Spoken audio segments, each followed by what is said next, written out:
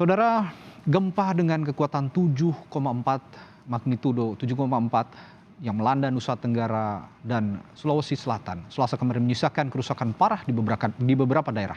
Warga yang masih belum berani kembali ke rumah kini mengungsi di beberapa titik pengungsian. Rumahnya dilululantakan oleh gempa. Bangunan rumah di Kecamatan Bonerate, Kabupaten Selayar, Sulawesi Selatan, tampak porak-poranda hancur diguncang gempa. Beberapa rumah sangat rusak hingga tidak bisa lagi ditempati. Pemilik rumah. Saat gempa terjadi, warga di 4 kecamatan, yakni Kecamatan Pasilambena, Pasimaranu, Pasimasunggu, dan Taka Bonerate, Kabupaten Kepulauan Selayar, berlari menyelamatkan diri ke tempat yang lebih tinggi karena takut dengan potensi adanya tsunami. Hingga kini petugas daerah setempat masih mendata kerusakan bangunan dan kemungkinan adanya korban. Pemerintah Kabupaten Selayar mencatat ada 134 rumah yang rusak berat akibat gempa. Sebanyak 212 rumah rusak ringan dan 2 rumah ibadah rusak. Sampai dengan tadi malam, yaitu pada Kecamatan Pasilambena, ada 6 desa. Tetapi di 4 desa itu, yaitu Desa Kalotoa yang terdampak, 23 rumah rusak berat. Kemudian Desa Pulau Madu ada 11 rumah rusak berat. Kemudian Desa Karumpa itu 8 rumah rusak berat, 2 gudang rusak ringan. Desa Lembang Matekne 1 rumah rusak ringan. Kemudian di Kecamatan Pasilambena ini ada 2 desa yang sampai dengan detik ini putus komunikasi dan kita tidak tahu apa di sana rumah-rumah yang terjadi di desa Garopa dengan Garopa Raya. Jadi ada 2 desa di Pasilambena itu yang belum kita tahu karena terputus komunikasi. Okay. Kemudian ada juga di Kecamatan di Taka Bonerate ada 1 rumah rusak.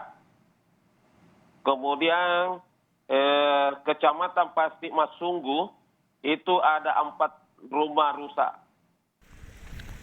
Gempa juga merusak sejumlah bangunan infrastruktur, termasuk pelabuhan di Kecamatan Pasilambena, Kabupaten Selayar. Aktivitas pelayaran dan penangkapan ikan pun dihentikan sementara. Bupati Selayar Muhammad Basli Ali menyatakan, dari 4 kecamatan di Kabupaten Kepulauan Selayar, Kecamatan Pasilambena dan Pasimaranu adalah wilayah terdampak gempa paling parah.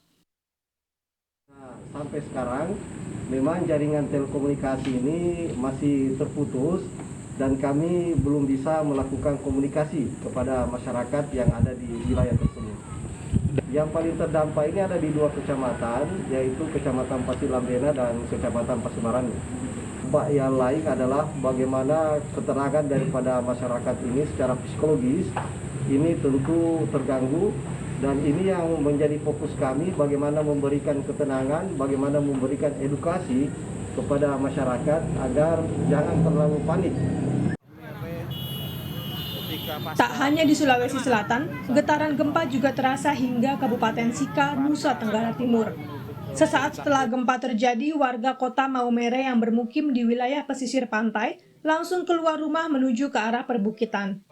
Dengan membawa bekal seadanya, warga yang panik terlihat berlarian sambil menggendong anak mereka guna menyelamatkan diri. Saat ini warga diungsikan di 3 titik pengungsian, yakni di Aula Rumah Jabatan Bupati Sika, Kantor DPRD Sika, dan Gedung Sika Innovation Center. Mereka yang berada atau mendiami wilayah pesisir terutama di Kelurahan Mulumarang di Kampung Miring yang pernah tahun 92 itu tsunami dan banyak korban. Mungkin ini trauma sehingga mereka masih khawatir ada kemungkinan gempa-gempa susulan. Sehingga pemerintah akan melindungi masyarakat kita. Nanti kita akan siapkan tempat di gedung Sika Innovation Center untuk beberapa hari sambil melihat perkembangan. Kemudian Distribusi logistik dan kebutuhan pokok pengungsi kini menjadi fokus pemerintah kabupaten, mengingat wilayah Selayar yang terdiri dari pulau-pulau kecil. Meski BMKG telah mencabut peringatan dini tsunami, warga diimbau tetap waspada akan dampak yang ditimbulkan dari gempa-gempa susulan yang kemungkinan masih akan terjadi.